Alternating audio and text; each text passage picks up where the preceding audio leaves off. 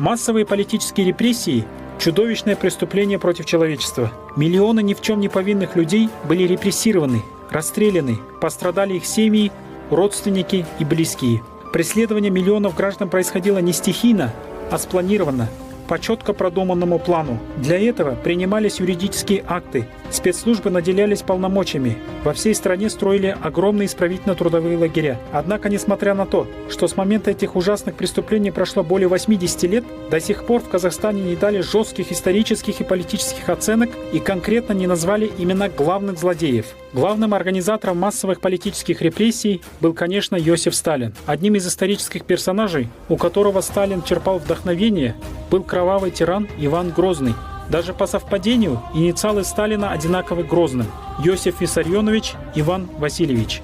По некоторым сведениям, в годы Большого террора документы для НКВД Сталин подписывал под псевдонимом Иван Васильевич. В мае 1935 года Сталин обеспечил организационную основу массовым политическим репрессиям, создав комиссию по государственной безопасности. Комиссия должна была наблюдать за ходом политических чисток. Сталин был естественным человеком, очень подозрительным. И, кроме того, давайте уж что греха таить, это был бандит. То есть это был человек, это грабитель, это человек грабил банки, человек занимался, так сказать, конкретными, мягко говоря, незаконными делами. Причем самое, что замечательно, что до, наверное, второй половины 90-х годов или конца 90-х годов уже этого прошлого века, вся эта его деятельность, она была героизирована. Генеральным режиссером кампании террора был лично Сталин.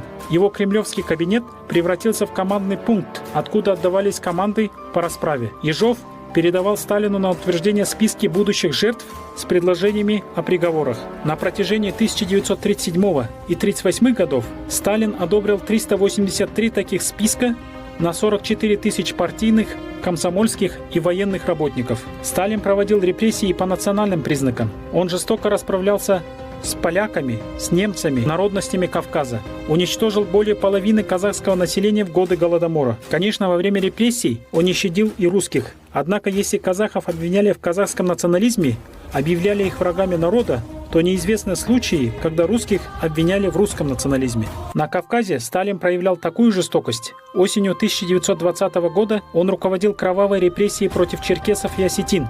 Ленин писал, что обрусевшие инородцы часто пересаливают по части истинно русского настроения. Другой большевистский руководитель, который был убит по личному приказу Сталина, Троцкий, писал: Чингисхан, прочитавший Маркса: «Сталин знает только одно средство – месть, и в то же время всаживает нож в спину». Сталин подробно, до деталей знал о проводимых в стране бесчинствах НКВД. Иногда нарком внутренних дел Ягода запирался на целый день со Сталином и обсуждал вопросы, связанные с цифрами репрессированных и физических пыток арестованных, убийствами и разгромами. Все грязные дела НКВД тогда осуществлялись лично Ягодой при полном поощрении Сталина. Иногда Ягода в кабинет Сталина приводил и своих самых лютых подчиненных – Станислава Мессинга, Глеба Бокия, Ефима Евдокимова. Эти трое лично пытали, казнили и даже насиловали бесчисленных жертв НКВД. Сталин, не брезгуя и без какого-либо отвращения, обсуждал с ними дела. А в годы Большого террора Сталин провел с руководителем НКВД Ежовым в кабинете 840 часов.